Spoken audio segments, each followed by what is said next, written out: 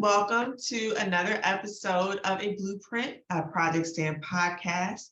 Today we have our duo on the pod, me, Lel Hughes-Watkins, founder of Project Stand, and Valencia Johnson, one of our Project Stand OGs, as your host.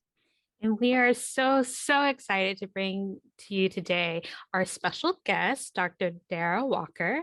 Dr. Dara Walker is an assistant professor of African American Studies, History, and Women's and Gender Sexuality Studies at the Pennsylvania State University. She earned her PhD in history from Rutgers University in 2018. Dr. Walker's research and teaching interests include African American history, urban history, history of education, and the history of childhood and youth. She's currently writing her first book, High School Rebels, Black Power, Education, and Youth Politics in the Motor City, 1966 to 1973, which examines the role of Black high school student organizing and politics in the development of Detroit's Black Power movement. She has also authored Moving Beyond Dark Africa Narrative, Black Girls, Black Power, and the Battle for a Culturally Relevant Curriculum in the Global History of Black Girlhood by Corinne and LaKisha Simmons. Dr. Walker is currently co-editing an anthology, Youth in the Movement, High School Student Activism in Post-War America since 1945, with Drs. John Hale and Alexander Hirez. Her research has been funded by the Ford Foundation, the Archives of Labor and Urban Affairs at Wayne State University, the National Academy of Education, and the Spencer Foundation. Dr. Walker's writings has appeared in The Washington Post, Black Perspectives, the Journal of African American History, and Feminist Studies. She has presented her research at several national and international conferences, including those sponsored by the Association for the Study of African American Life and History, the American Historical Association, the National Council for Black Studies, and the Society of History of Children and Youth. So let's just get a round of applause for Dr. Walker. Yay, thank you so much for the invitation. And so we usually like to start off getting some biographical information from our guests. So where did you grow up and how has it shaped your sense of self? I grew up in Chocolate City, DC, Washington, DC. The actual city of DC, sometimes folks say they're from DC and they're not. Same thing with Detroit. It's like, what part of Detroit?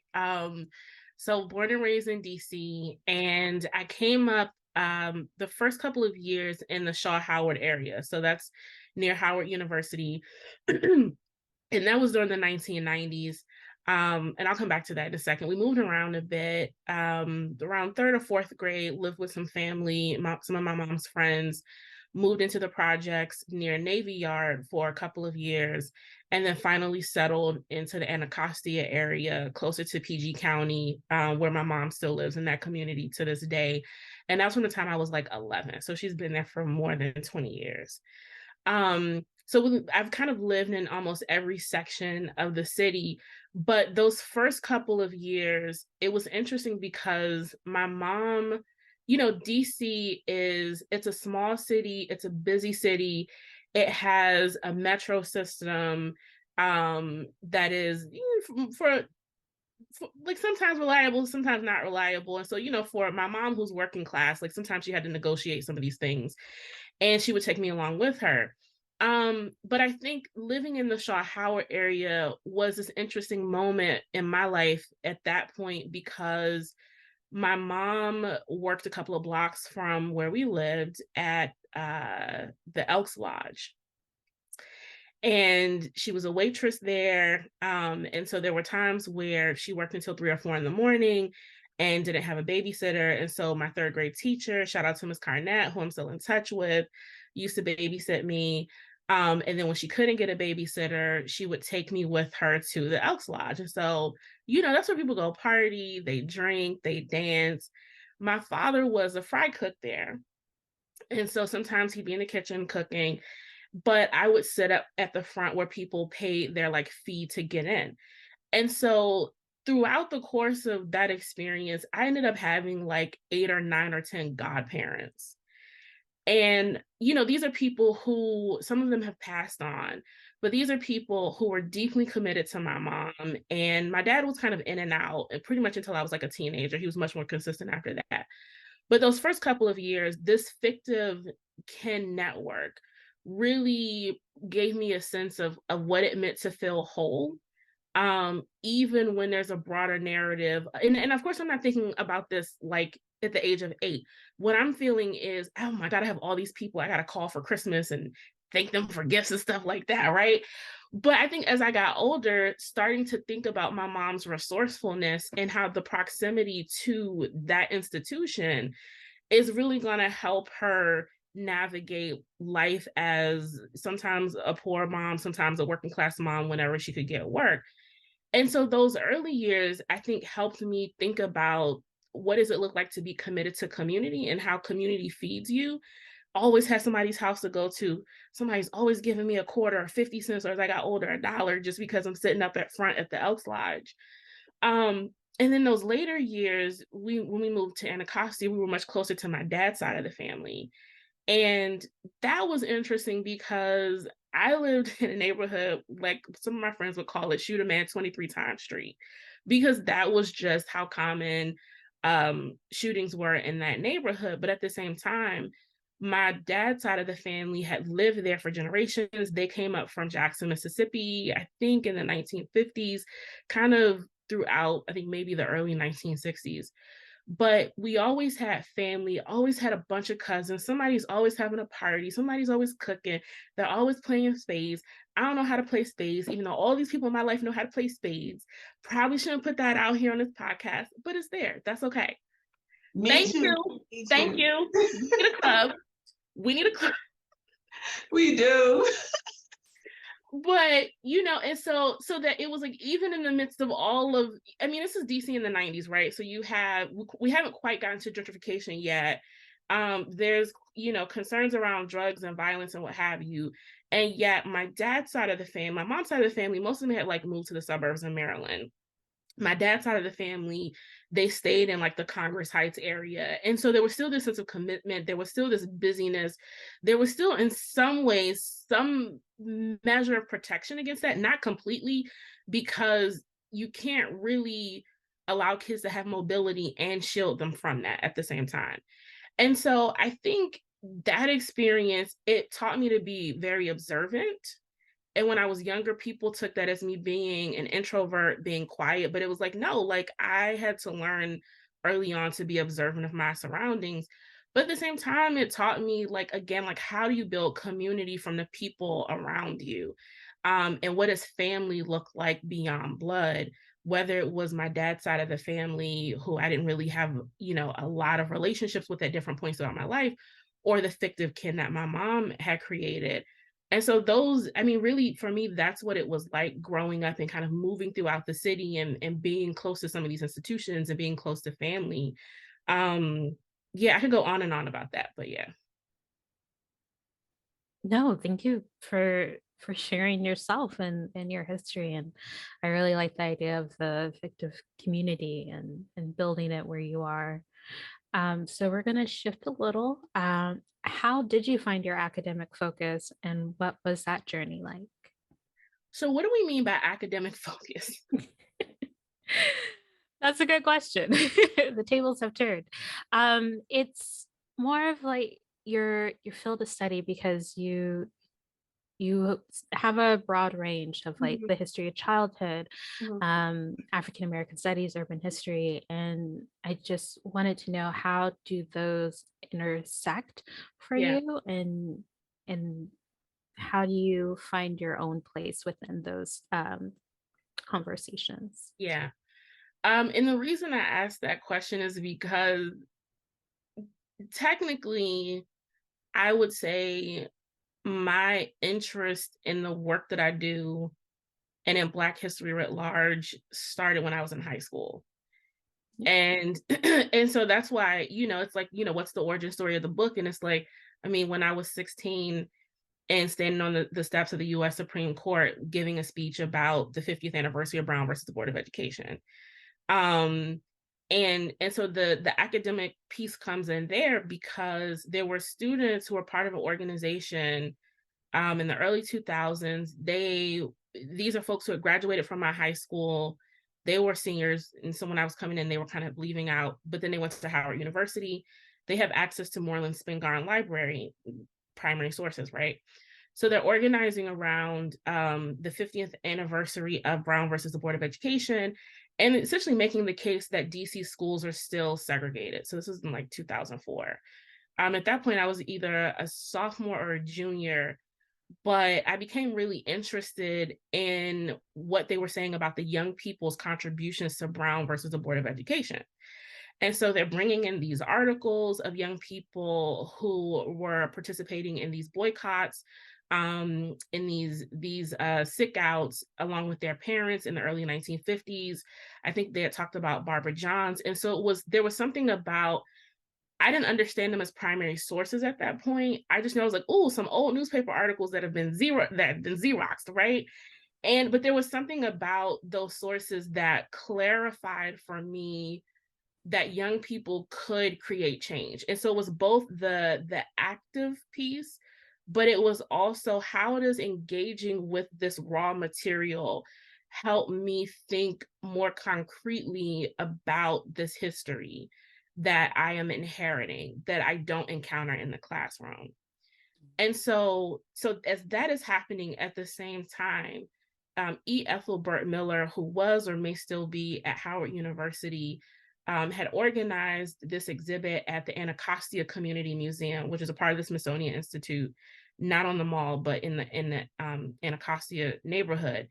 And this exhibit was of African American literary figures. And so I go visit this the summer of my senior year. So this is where I have to decide, where do I want to go to college? What do I want to major in? And there was something about that moment in my life with the organizing and encountering these people. I don't remember the specific literary figures. That was like, whatever's going to allow me to engage with them for the rest of my life, I want to do that. And I had a mentor at that point. I had an internship at Amnesty International, and I think she was a graduate of Howard, and she was like, oh, you might look at African American studies. And so I started researching African American studies as a senior, and I was like, I'm going to major in that. And I told before I even got to college, before I knew where I was going, I was like, I'm going somewhere that has an African American studies department. She and I had that conversation about the difference between a department and a program in terms of resources, autonomy, and all of that. And I told my parents, and thankfully, they were like, yeah, whatever makes you happy. And I think for my dad, especially coming from the South, he was just happy that I was studying Black history. They weren't concerned about, are you going to get a job that makes money? My mom was like, girl, whatever makes you happy, do it. And so that for me started this inquiry into the role of ordinary people in social movements. And so when I got to African American studies, I took classes on hip hop culture. I took classes on the civil rights movement, Black Power movement, social change throughout the 20th century. And what that revealed for me was a very different narrative than what I had in high school, which is the kind of grand man master narrative of social movements. And in Black studies, it was like, no, like we think about this from the bottom up. And so being introduced to scholars like Alden Morris's work on the civil rights movement in the South, Charles Payne's work. And so all of these scholars, but even then, I don't see young people who were like me, who weren't college students, who had became politically engaged. And so that just really pushed me into thinking about how might research into these questions sharpen our thinking about the development of Black social movements, the role of young people, and then over the years, thinking more concretely about age as a category of historical analysis, which is very different from saying, okay, they were young. Well, it's okay, but like, what does that mean, right, in terms of our analysis? So that's a long way to say where my academic focus comes from. No, that's not long at all. I really appreciate that, because I think a lot of times we don't sit down and really like think about the connective threads that lead us to somewhere, and how it can be I don't know, I'm all like how things intersect and shape who you are. Yeah. Um, I mean, my mom says, at least when I was younger, she said I had a one-track mind. So I think that's just where the track was, which was like whatever's going to allow me to better understand that. And so, I mean, it was a very kind of linear path. And often when I talk to grad students about my experience, I explain that a lot of people don't have that linear path, right? Which I think nonlinear is much more exciting anyways, right? It's much more interesting, what have you. But yes, I think that for me is why I've had to think about this a lot, is because that has been the one track mind, as my mom would say. so I'm always in awe of writers and like and you're writing your first book and you've written so many pieces already. Could you tell us more about what your writing process is and kind of like what's the emotional journey of writing a book? You want to talk about emotions? If you're open to it. No, I'm kidding. Yeah, writing is hard. I made a Facebook post a couple of months ago that was like, I have to write a whole book, not a half a book, not a quarter, but a whole book. And the hard part is carrying through one argument throughout multiple chapters, right? And so in terms of process, the process changes. I think I'm in the middle of shifting my process now, but the way I kind of think about the writing is it's this relationship between constantly being in conversation with the primary sources. So for me, that's going to be the oral history interviews with the young people who are politically engaged. That's going to be the written demands that they have. That's going to be press reports from the police. That could be press clippings. And so constantly being in touch with the raw materials of this history, and trying to place that in conversation with the secondary literature. And that can get really complicated when you're studying the history of childhood and youth, because I mean, there's so many different disciplines, right? Like you can't really do it with one specific discipline. And so what that means is that I'm reading work on Black Power studies or the Black Power movement, but then I'm like, I don't really know if we're thinking about age as a category of historical analysis. Meaning, do we think about the cultural meanings that we attach to a specific stage of human development, right? And in this case, it's Black adolescence. So then I got to go over to the history of childhood and youth literature, and there's not much really on anything post 1965. But what I think about is the work that scholars are doing on Black girlhood, right? And so they're doing this phenomenal work on like Black girlhood in the 19th century, the early 20th century, through Jim Crow, through the Great Migration. And I'm like, okay, so like how are they thinking about childhood in a way that I can kind of use to interrogate for the historical period I'm looking at? And so these folks are interested in how, particularly the Black middle class, thinks about childhood as a site of their anxieties about all of these social transformations like the Great Migration and the Great Depression, and how their ideas about young people and those anxieties shape the kind of programming that they have for these young people. And so then I'm like, okay, so I have Black Power studies. What are the concerns of Black Power movement? And then here are the young people, and how do we think about them as young people? How do they think about themselves as young people? Not as just dependents or future delinquents, right? But some future possibilities there. But then I'm also interested in this question of education, not just traditional education, but informal education and non-formal education. So what were those conversations happening at the dinner table, right? What albums were they sneaking from their parents' album cases at night?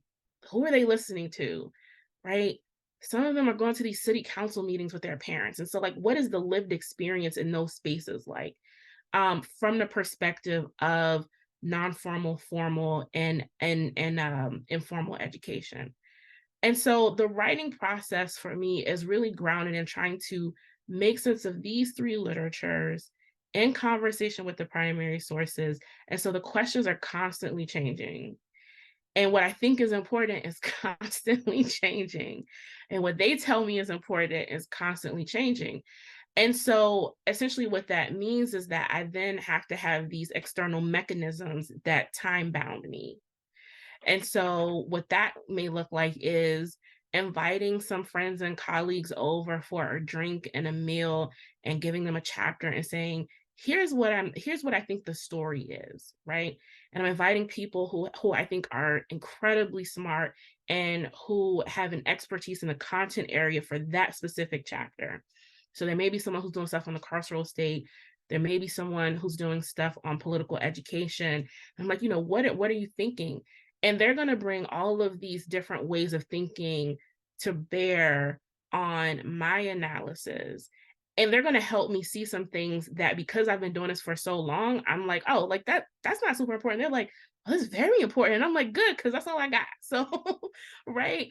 But I think, the writing process for me is both grounded in community, but then, there's that kind of isolated intellectual piece where just constantly in conversation with these moving pieces, having external mechanisms like publications that are due, conference papers, fellowship applications, those things kind of keep me on track.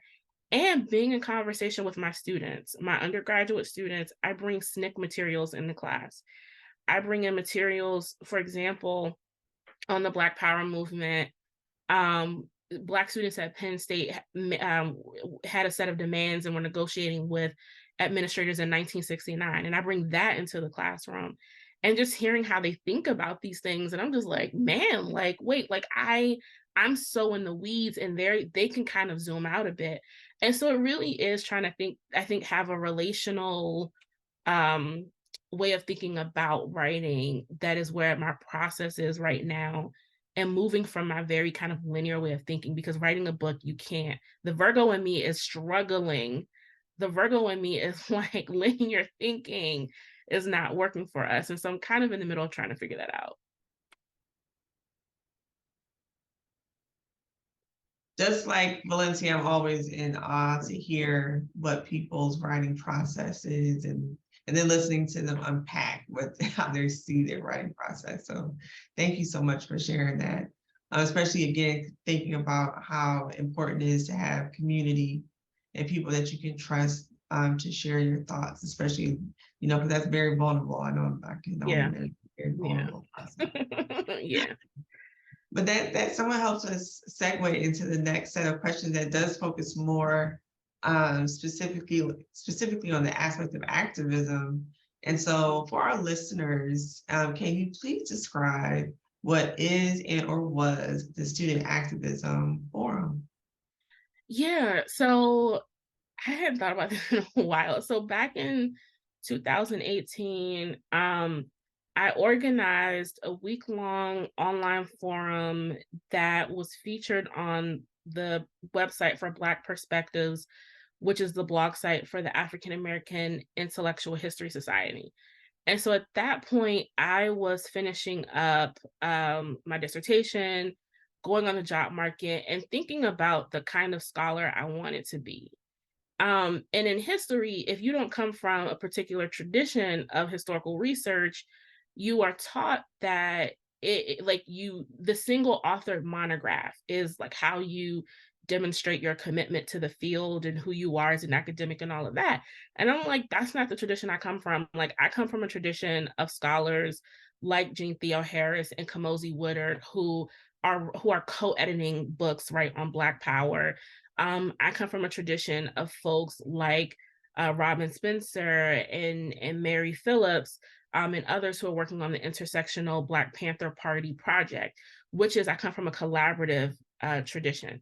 And so at that point, I was like, I want to be in conversation with more scholars who are doing this really dope work on high school student activism. And I wanted to demonstrate the diversity of research that's happening. I wanted us to kind of build off of each other. And I wanted it to be a place where those who are thinking about African American intellectual history could think of African American youth as political thinkers and political actors. And so it's both a means of building community, but also trying to get the field to think anew about certain questions around young people and political activism. And so it was a 5-day forum. And so each day featured a different piece, a short piece from either myself, I think John Hale, Aaron Fountain, and I can't remember the last two. I should have looked this up before. But they're focusing on a range of topics, including, I think, young people's transnational ideas. I think my project looked at young people's views of the curriculum as teaching them the art of living.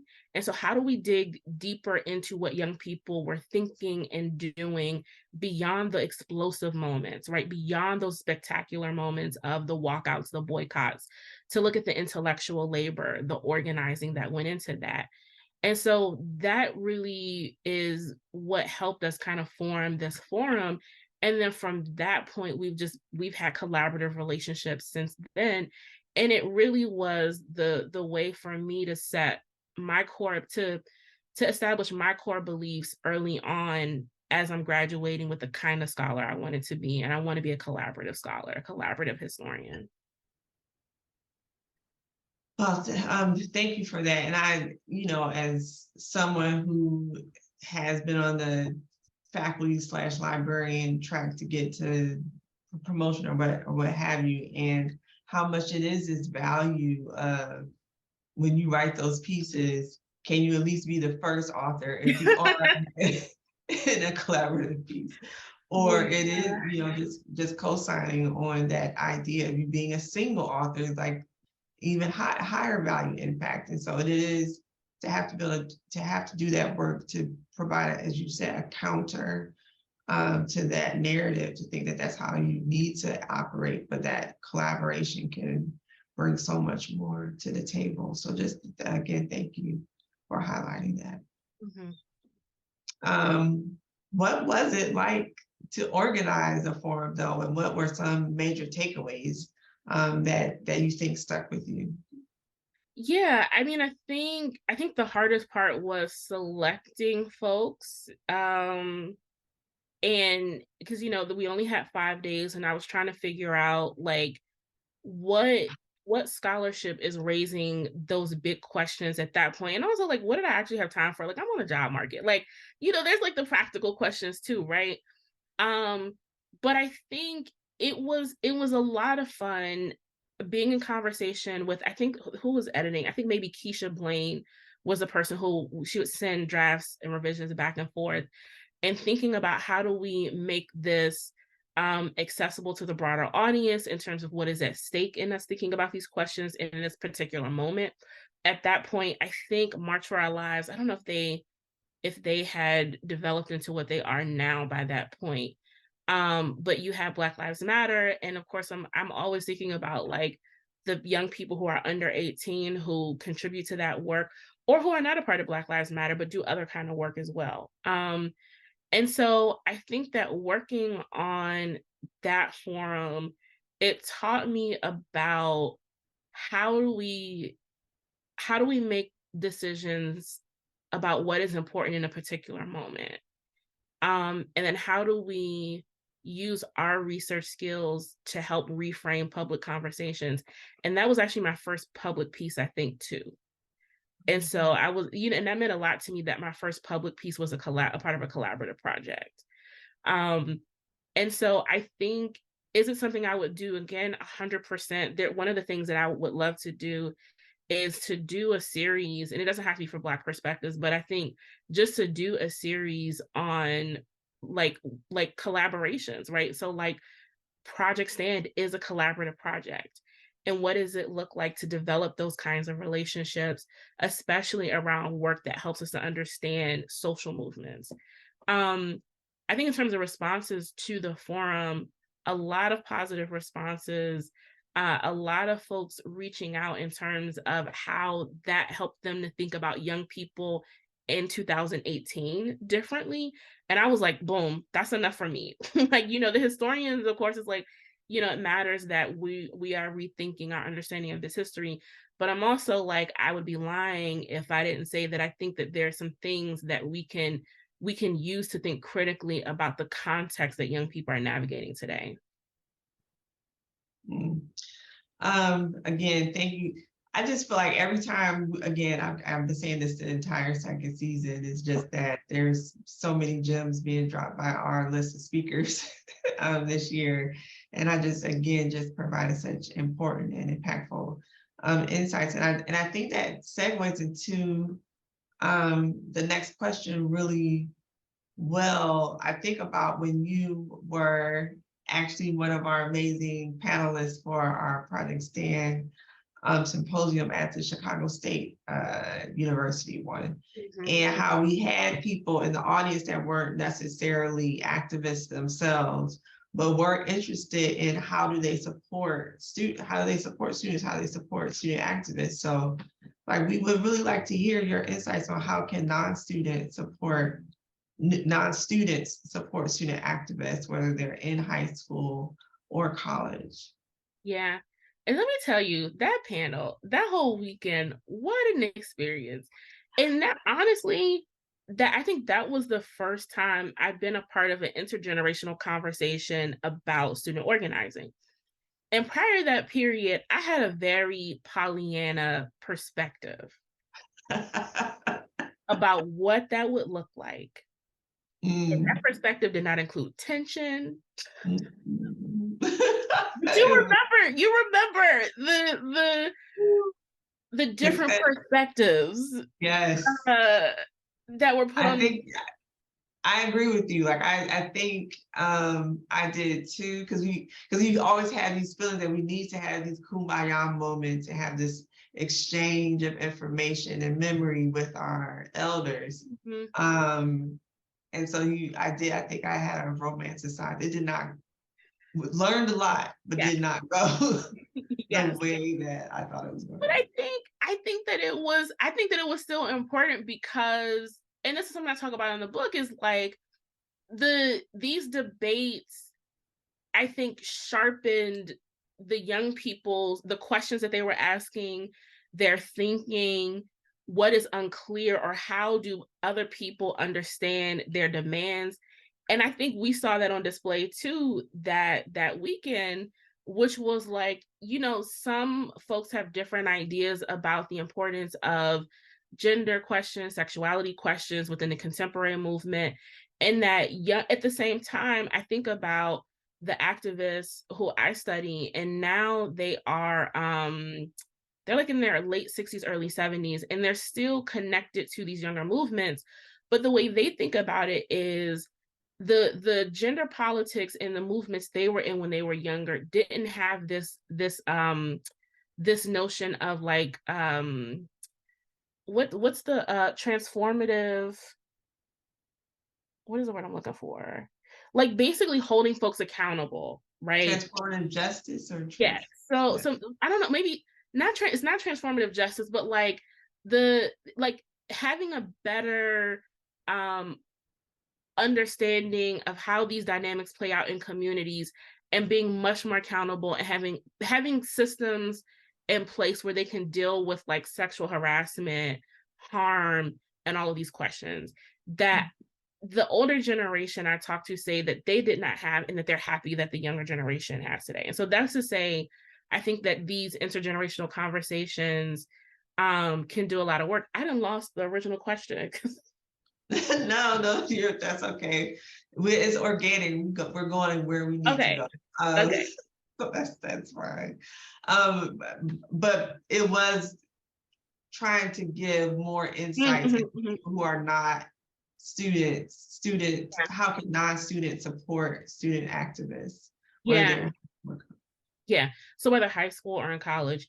And I think that, whether it's high school or college is going to make a difference in terms of what people can do. But I think one of the first things to be clear about is what are the skills and interests that you have, and then connecting with young people who are perhaps already organizing and asking them, what is it that they need? Sometimes they need information. Sometimes they don't know how to find budgets. Sometimes they don't know how to find demographic data. Sometimes it can be, figuring out the question of protection at the kind of the events that they're mobilizing, and using whatever power you have when they're coming up against police power, right? And so maybe you have a certain kind of influence there. It may be bringing food.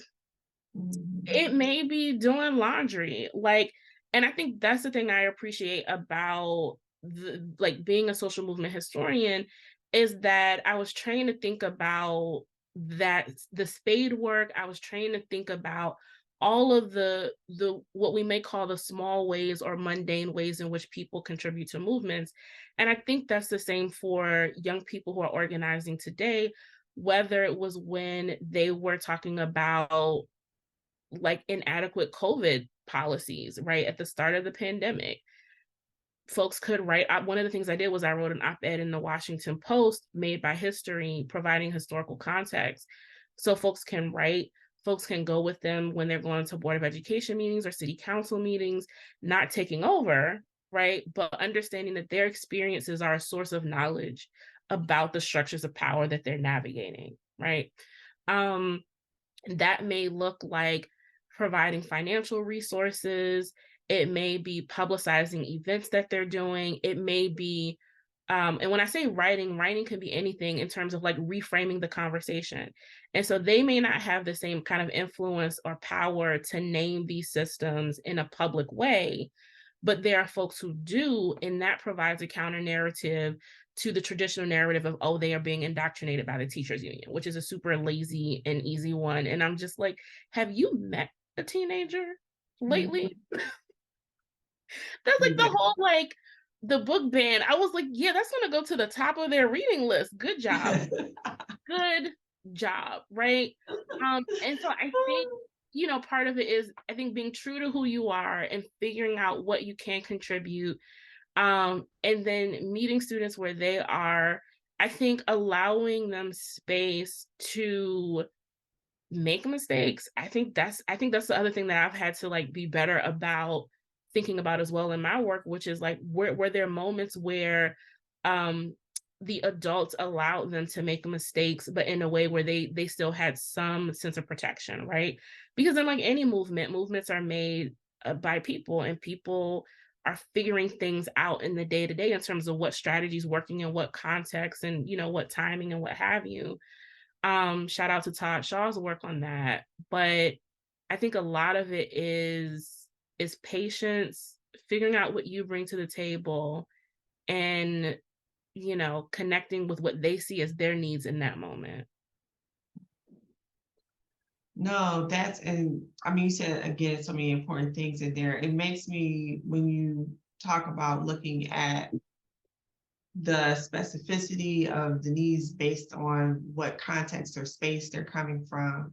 One of the things I'm hearing a lot lately, as far as understanding the type of giving value to all levels of organizing. It's not always just going to be the people who are comfortable and willing to go out in the streets, like be the foot soldiers. There's also value in the person that's going to put the newsletter out and has those writing skills. The person who has the skills to reach out to administration and say, we want a meeting with you. Like, there's value of all those people at every level. And that seems to be a thread that's slowly coming to the fore when you think about, also, I think what you said earlier, maybe not this question, but before, I lost what I was about to say. It'll come back to me. But I will say, a lot of times during our talk today, you mentioned primary resources and you talked about SNCC.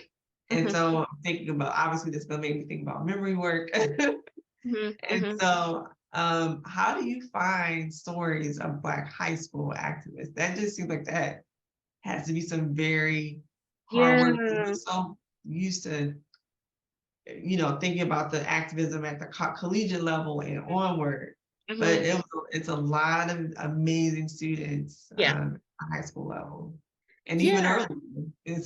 Let me tell you, and so oral history interviews and how this started was when I was an undergrad, and I started working on this as for my undergraduate honors thesis. I was having a conversation with a mentor, and I had relationships with folks in Detroit. So Detroit was kind of already on my radar. And then lo and behold, my undergraduate advisor, who I'm still in touch with today, he had stayed in touch with these young people who he had as junior high school students who had led walkouts in like 68, 69. 40 years later.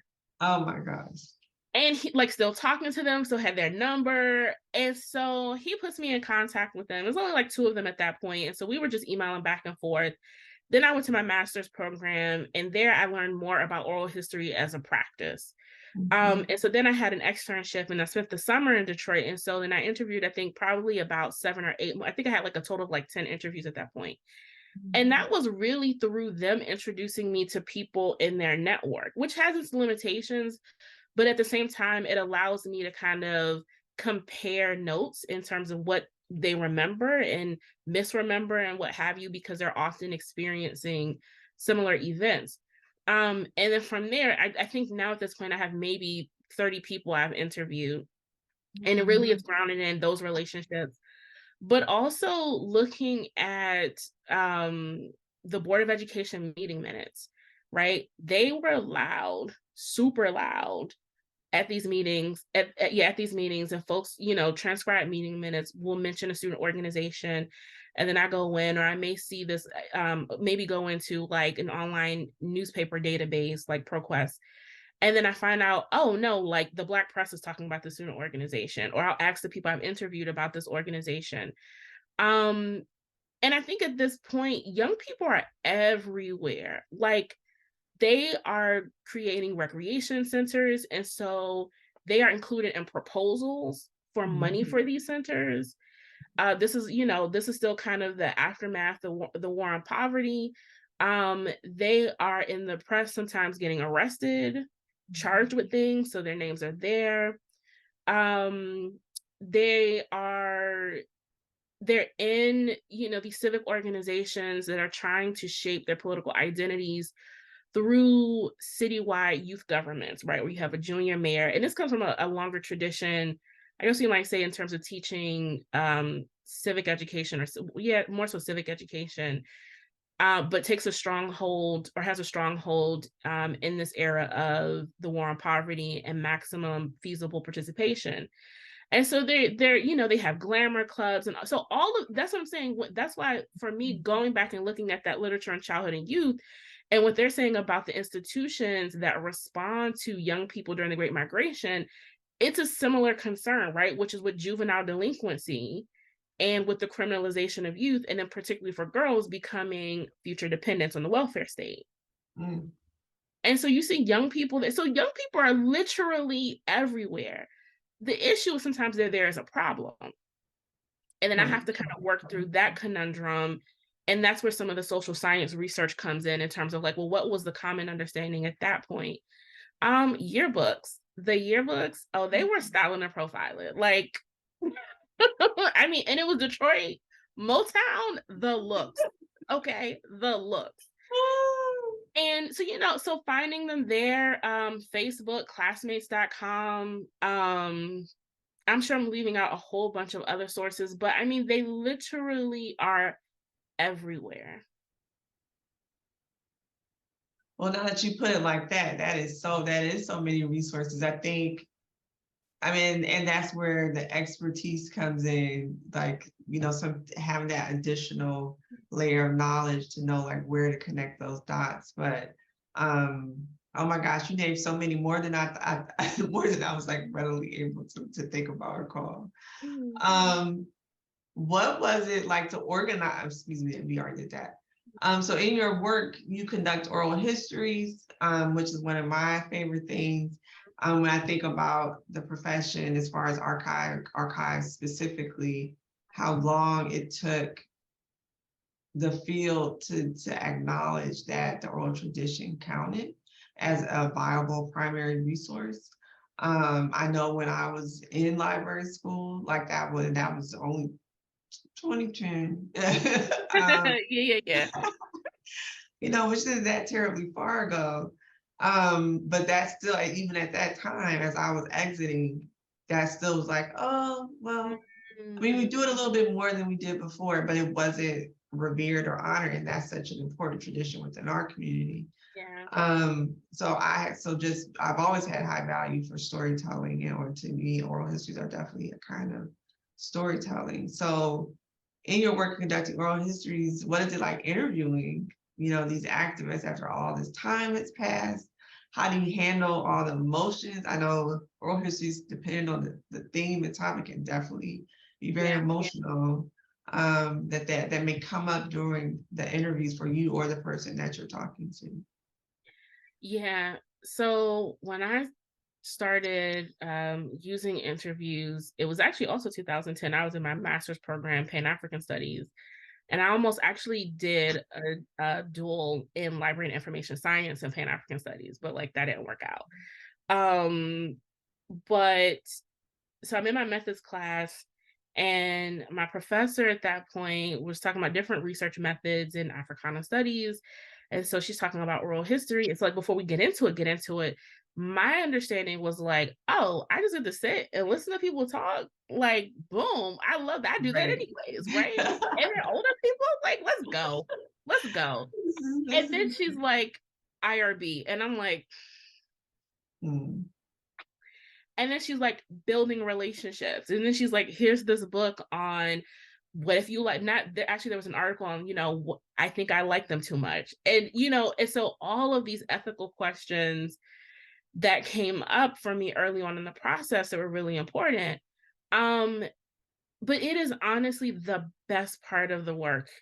I love being in the archives. I'm an archive rat, but building those relationships, which take time. There was one woman, when I went summer 2010, I was there for 2 months. I told her I was coming at the beginning of the summer, and I'm not going to say she avoided me, but I didn't hear back from her until I think 2 days before I was scheduled to leave to go back to Syracuse. And so what she says to me is, I know that you've been in town. People have told me that you have been in town. And I was trying to figure out I think it was something like how to like talk with you about these experiences. And I was like, okay, we go at your pace. Like, we don't even have to do an interview. Like, let's just chat, right? Like, let's just kick it. And I'm also very aware of the age difference. And I'm very aware that in some instances, for a lot of them, it was an opportunity. This is my interpretation from some of the things that they said, that they could teach the younger generation about this history. And so in this moment, I'm not an expert or a scholar, but I am someone who needs to be educated. But that is a part of my view of what it means to be a scholar, right? It is to be educated. But I do think there's a generational difference there compared to if they were having a conversation with someone their same age, right? And so I meet with her and we talk for like 2.5 hours off the record. And she had some really difficult experiences. She had some really important experiences that changed her life as well. But flash forward, we stayed in touch over that year. I think actually stayed in touch over several years. And at that point, I was going back to Detroit once a year for research, to do more interviews. And also I went to Eastern Michigan University. So like I was 45 minutes. So, like that was my second home. And we didn't do an official on the record interview, I think, until 3 or 4 years later. Wow. And so some instances that work was needed to build relationships, and others, people were just like, yeah, what you want to know? Right. and sometimes people were like, they are the gatekeepers. They wouldn't use that language. And I would have to go in and say, like, here's the ethic that I'm approaching this with. You will have access to the transcriptions. You will have access to the audio. So at that point, we were still doing DVDs. And so I would give them a copy of a DVD, because I was also doing video recording. So they'd have the video recording, the audio recording, the transcript. They had a hard copy of the consent forms, some of the materials that other folks had given me with their permission, I would share with them. And so for me, that was from my study of shared authority. And it was like, because I understood that for them, there was this narrative of Black power as like the evil twin of the civil rights movement. And that this was an opportunity to, for some, I think, vindicate, I think for others to provide clarity and to sharpen how we think about this as the public. And so for a lot of them, they had a clear sense of themselves, but these are also people who read widely when they were young. They're reading Mao, they're reading John Blassingame. I think C.L.R. James is coming through. And so they are very kind of sharp thinkers, and they're still in community with each other. So this is never a buried part of their history. I'd say for 65% of them, it's not a buried part of their history. For the other 30 or 35, to some degree it is. And in those instances, it did bring up some emotions, but I think for a couple of them, they said at the end that it was actually cathartic to talk about. And for others, it was, I think, an opportunity for them to process that time. And I don't think there was ever a moment where like the emotions felt uncomfortable. I think it was always something that I understood as like, what does it mean to share your life with someone you don't know?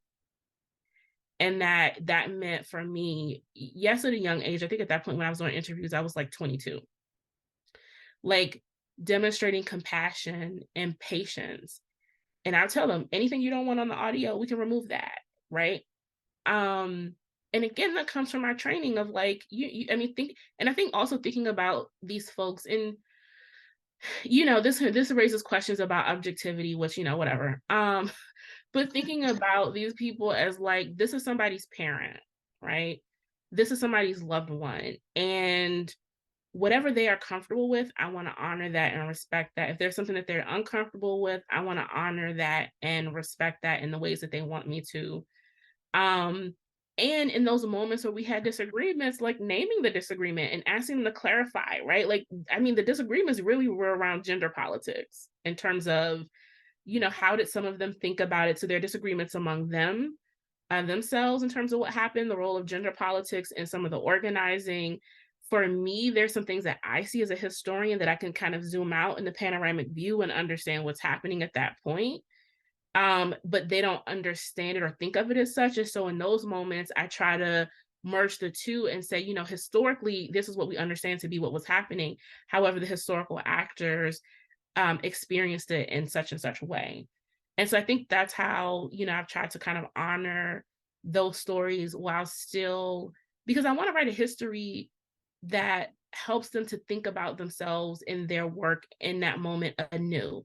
Like, I don't want to write something that's just like, oh yeah, I knew that already. Like, I don't find that interesting. I don't think they'd find that interesting. I don't think young people who I want to read this book will find it interesting. I don't think historians will find it interesting. Yeah.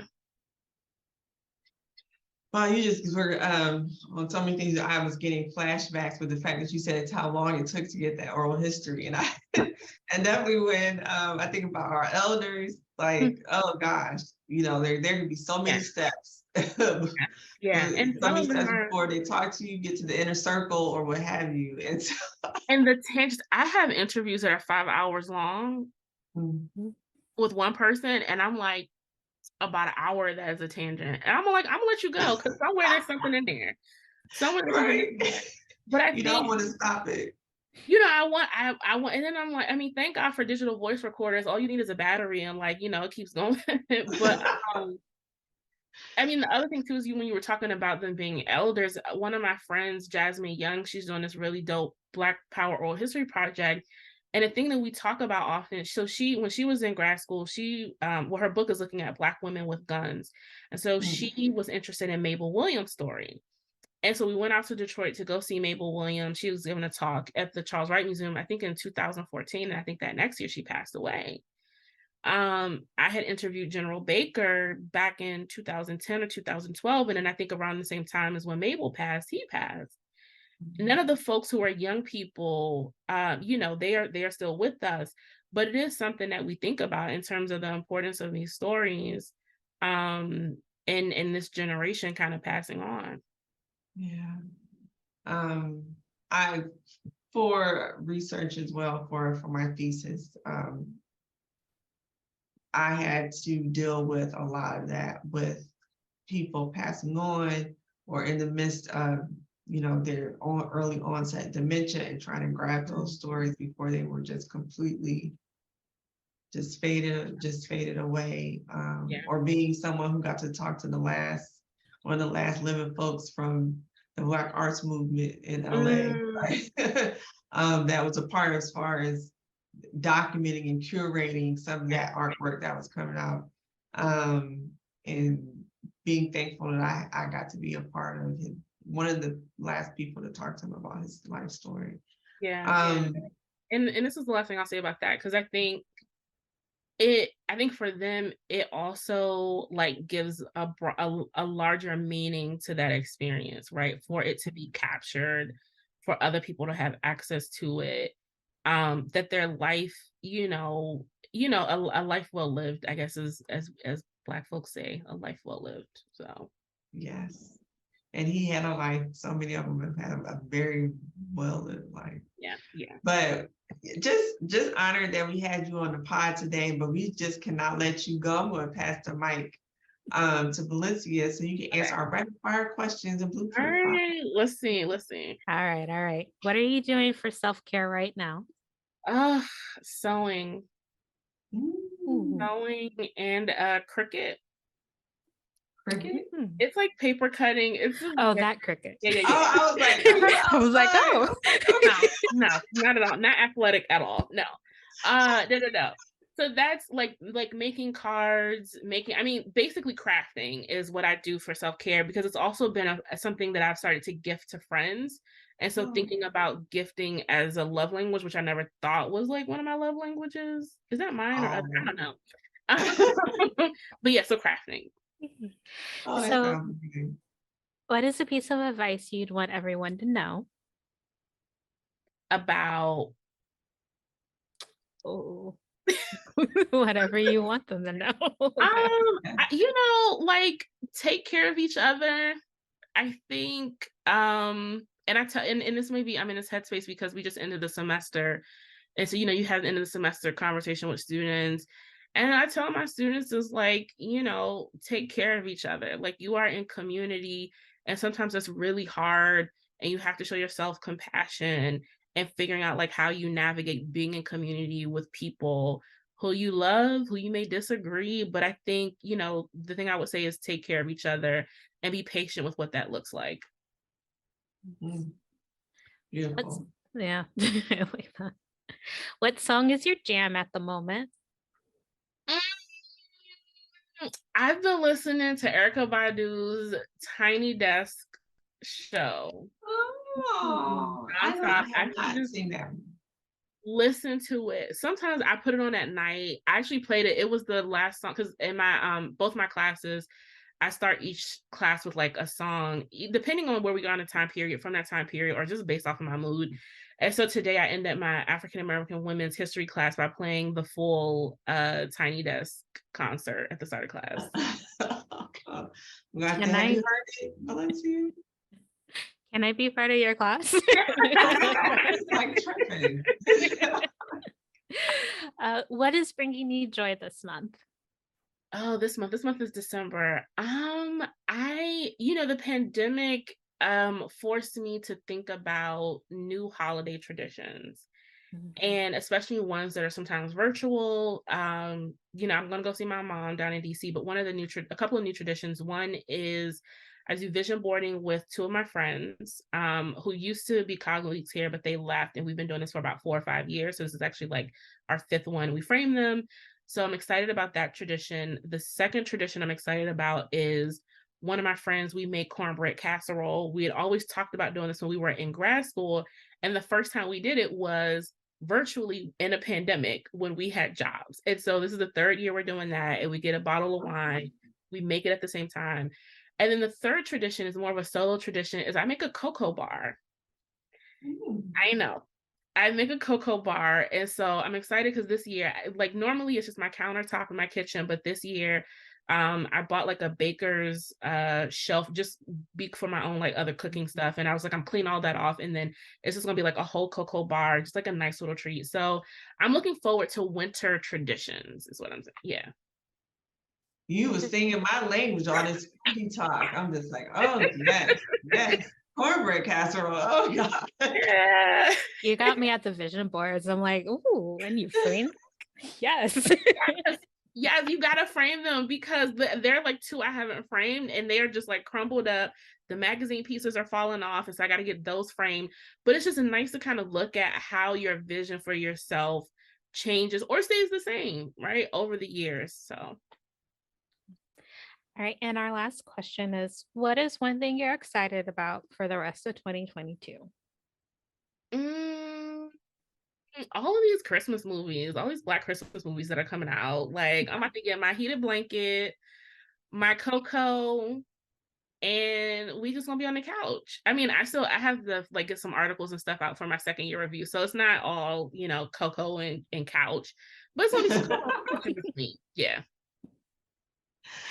This sounds like fun times at Dara's house. So, oh my gosh, thank you so much again. Just so happy to see you. It's been so long since we just connected, so I'm looking forward to talking to you offline. But just thank you so much And for thank you sharing a blueprint with us. Felicity, I don't know if you have some words. Oh, no, just thank you. Yeah, thank you all for the work that you do at Blueprint. As I told you, like when I first learned about the project, like whatever y'all need, like hit me up. I think it's such a great project that you do. I think it's very much needed, especially for students in this contemporary moment. And so keep doing phenomenal work. Oh, thank you. Don't start me with tears. Thank you so much. Thank you.